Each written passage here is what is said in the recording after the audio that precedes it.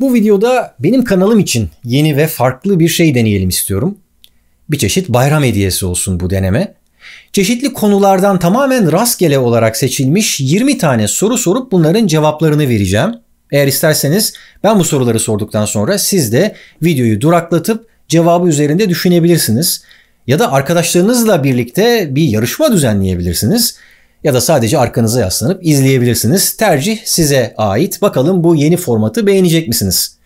İlk sorumuz geliyor.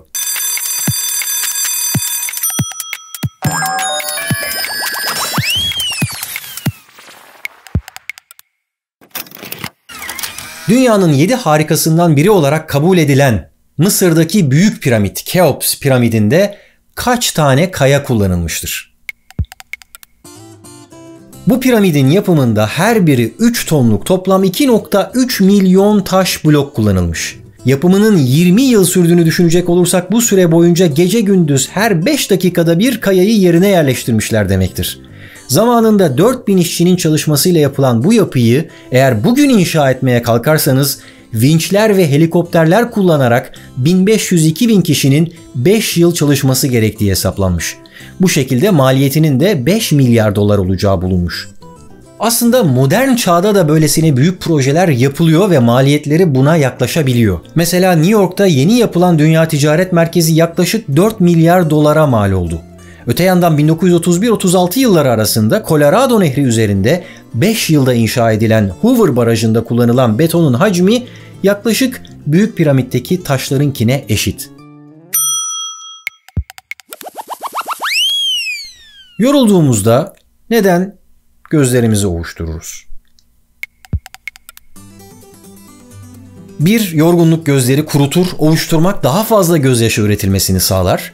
2. Yorgunluk gözlerin kapanmasına yol açar, ovuşturmak onların açık kalmasına yardım eder. Ve 3.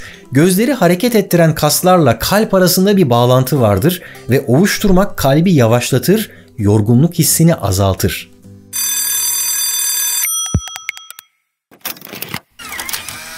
Gezegenler ne zaman aynı hizaya gelecek? 2854 yılında. Ve aynı hizaya geldiklerinde hiçbir şey olmayacak. Böyle çok büyük depremler olacak, hatta insanlar havada süzülmeye başlayacak filan diyenler var. Sakın onlara inanmayın. 8 gezegen ve artık gezegenliği tartışılmaya başlanan Plüton en son M.Ö. 561 yılında yine böyle aynı hizaya gelmişlerdi ve Anadolu topraklarında kurulu Lidya'nın kralının ölmesi dışında kayda değer herhangi bir şey olmamıştı.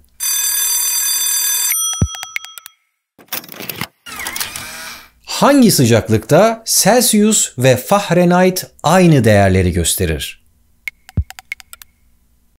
İsveçli Celsius ve Alman Fahrenheit'ın suyun kaynama ve donma noktalarına farklı bakmaları sebebiyle dünyada 2 farklı sıcaklık değeri kullanılıyor.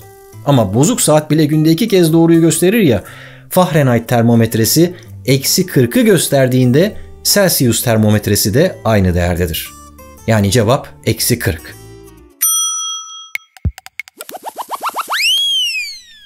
Kaç ülkede trafik soldan akar?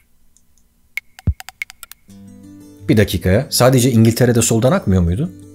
Hayır, sandığınızdan çok daha fazla ülkede. 2019 yılı itibariyle tam 78 ülkede trafik soldan akıyor. Bu ülkelerin nüfusu dünyanın %35'i. Bir başka deyişle dünyadaki tüm yolların 1/4'inde sollama değil, sağlama yapmak durumundasınız.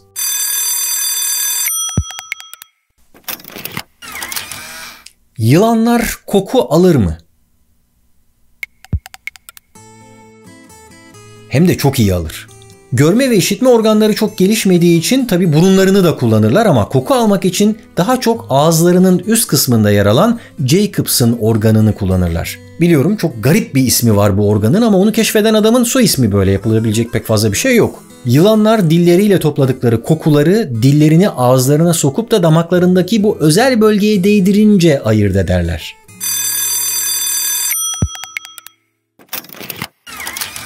Peki insanlar kaç çeşit kokuyu ayırt edebilir?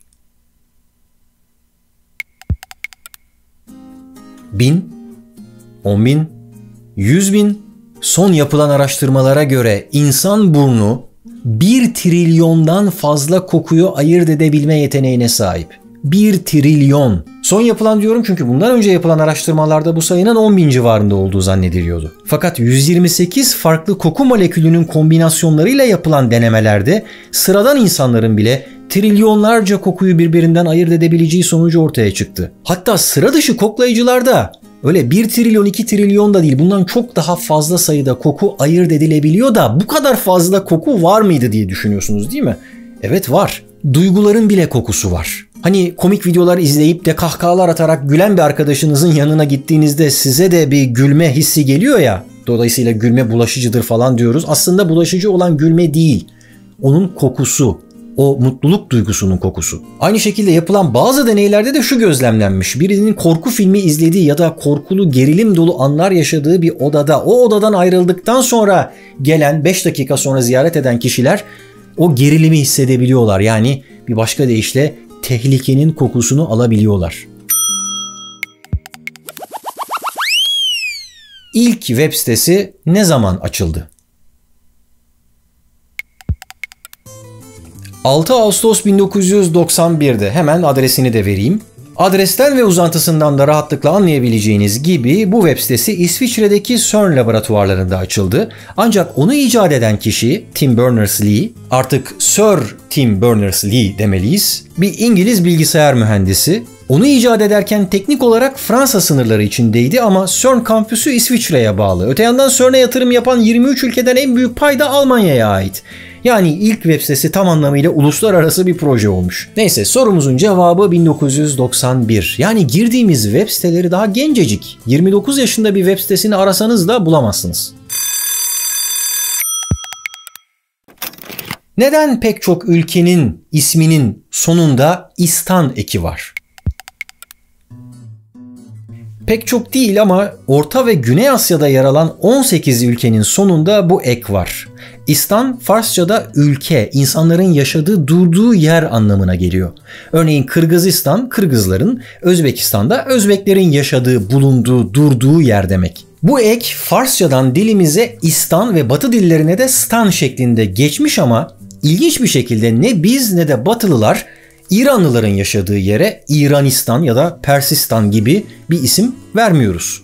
Neden acaba? Çünkü aslında ta M.Ö. 6. yüzyıldan 1935'e kadar oraya Acemistan deniyordu. Ancak Rıza Şah 1935'te uluslararası topluluktan İran adını kullanmalarını istedi. Neyse, ben zaten bu eki en çok ülkelerin değil de kitapların isminde seviyorum. İranlı şair Sadi'nin yazdığı Bostan ve Gülistan kitapları gibi. Ki bu kelimeler meyvelerin ve güllerin durduğu yer anlamına geliyor. Konu ülkelerden ve dillerden açılmışken en çok resmi dili olan ülke hangisidir? Zimbabwe. 16 milyon nüfuslu bu küçük ülkede tam 16 resmi dil var. Zaten biz kısaca Zimbabwe diyoruz ama ülkenin toplam 14 tane resmi adı var. Hindistan'da 22 resmi dil var ancak bunlar ulusal değil, bölgesel diller, o yüzden sayılmıyor. Resmi olmayan dillere göre Papua Yeni Gine en fazla sayıda dilin konuşulduğu yer. 8 milyon nüfuslu bu küçük ada ülkesinde, hazır olun, 851 dil tespit edilmiş. 851. Üstelik bunlardan 11 tanesini konuşan yok. Yani bu anlamda Papua Yeni Gine için dünyanın en az keşfedilmiş ülkesi de diyebiliriz.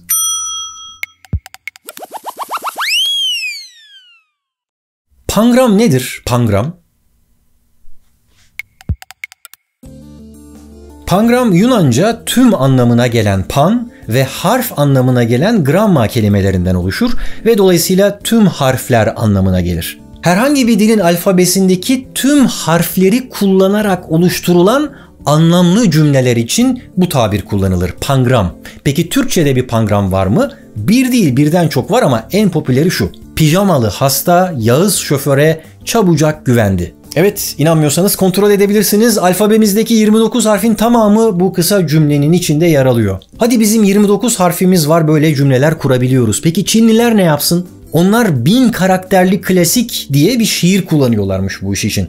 Üstelik şiir bu haliyle bile alfabelerindeki tüm harfleri değil, sadece en popüler olanlarını içeriyor. Neden iyi şans getirmesi için veya nazar değmesin diye tahtaya vurulur? Ben tahtaya vurmadım, plastiğe vurdum bu arada. Bu çok çok eskilerden gelen bir davranış biçimi. Pagan inanışına göre ağaçlarda periler ya da buna benzer mistik yaratıklar yaşardı. İyi şansı ya da kötülükten korunmayı bu yaratıklardan talep eden insanlar da ağaca vurarak, yani onun kapısını çalarak bu isteklerini dile getirirdi. Nedense genelde 2 kez vurulur. Bunun da sebebi şu: ilk vuruş istek, talep için, ikinci vuruş da teşekkür için. Dünyanın en eski ve en yaygın inanışlarından biridir bu ve Brezilya'dan Kanada'ya, Endonezya'dan Yeni Zelanda'ya kadar dünyanın neredeyse tüm ülkelerinde ve kültürlerinde hala tahtaya vurulmaya devam eder. Benim anlamadığım şey, biz niye sadece tahtaya vurmakla kalmıyoruz, bir de önden hatta yapıyoruz? Bilen varsa lütfen yorumlasın aşağıda.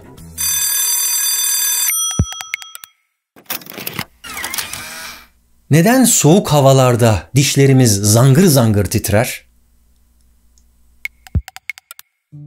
Hava soğuk olduğunda vücut ısımız düşmeye başlar. O zaman da beynimizin içinde badem kadar bir bölge olan hipotalamus vücuda ısınması gerektiğini hatırlatan bir mesaj gönderir. Vücudumuzun kendisini ısıtmak için kullandığı çeşitli yöntemler var. Soğuk havalarda ellerimizi ovuşturmak, diye üflemek, bu yöntemlerden bizim bilinçli olarak kullandıklarımız. İşte bu bilinçli olarak kullandığımız yöntemler yetmediğinde hipotalamusun gönderdiği o mesaj kaslarımızı titreterek ısıtmaya çalışır. Yani dişlerin takırdaması kasların ısınmak için titremesinden başka bir şey değildir. Ve bundan sonraki aşamada bacaklar başta olmak üzere diğer kaslarımız da titreyerek kendini ısıtmaya çalışır. Dünyanın en ağır kedisi kaç kilodur? Evcil kediler genellikle 4-5 kilo ağırlığa ulaşabiliyorlar. Fakat 2012'de böbrek yetmezliği nedeniyle hayatını kaybeden Miau adlı bu kedi öldüğünde 18 kilogramdı. Genelde bu tür rekorları kaydeden Guinness organizasyonu yaklaşık 30 yıldır dünyanın en ağır ev hayvanları kategorisini kullanmıyor. Çünkü bu rekoru kırmak isteyenlerin maalesef hayvanlarını aşırı yedirmeye başladığını fark etmişler. En son 1986'da Avustralya'da kaydedilen rekor Himi adlı bir kediye aitti ve Himi tam 21,3 kilogramdı. Kadınlara oy kullanma hakkını veren ilk ülke hangisidir?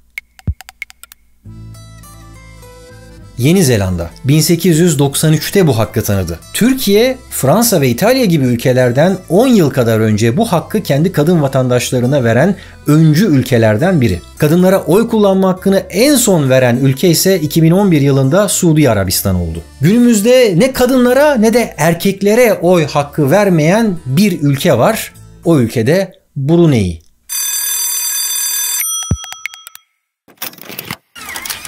Şu işlemin sonucu nedir?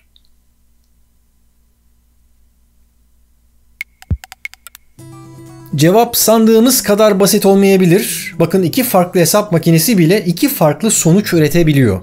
Peki size göre cevap 1 mi yoksa 16 mı? Ve en önemlisi de neden? Açıklamalarınızı yorumlarda bekliyorum.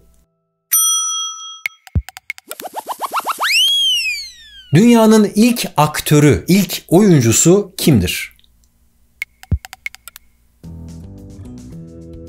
Tespis'tir. Bu kişi M.Ö. 6. yüzyılda yaşamış bir şairdir. Yunanistan'ın, bak yine İstan'la biten bir ülke, Dionysos şenliklerinde oynanan tiyatro oyunlarında sahneye çıkmış ve kendisi dışında bir karakteri canlandırarak Aristo'ya göre ilk oyuncu olmuştur. Antik Yunan tragedyalarında tanrıların, kralların ve soylu kişilerin yaşadığı genellikle acılı hikayeler konu edilirdi. Dolayısıyla Tespis adlı bu oyuncunun da rolleri muhtemelen buna benzer şeylerdi.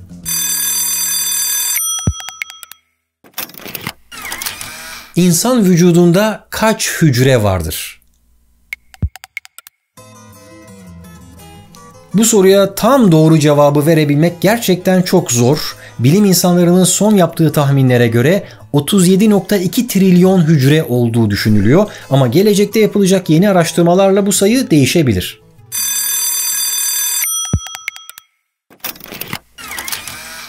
En uzun yaşayan böcek hangisidir? Böceklerin büyük çoğunluğunun hayatı yıllarla değil, haftalar hatta günlerle sayılıdır. Ama bunun en büyük istisnası kraliçe termitler. Bu böcekler neredeyse bir insan ömrü kadar 50 yıla yakın bir süre yaşayabilirler.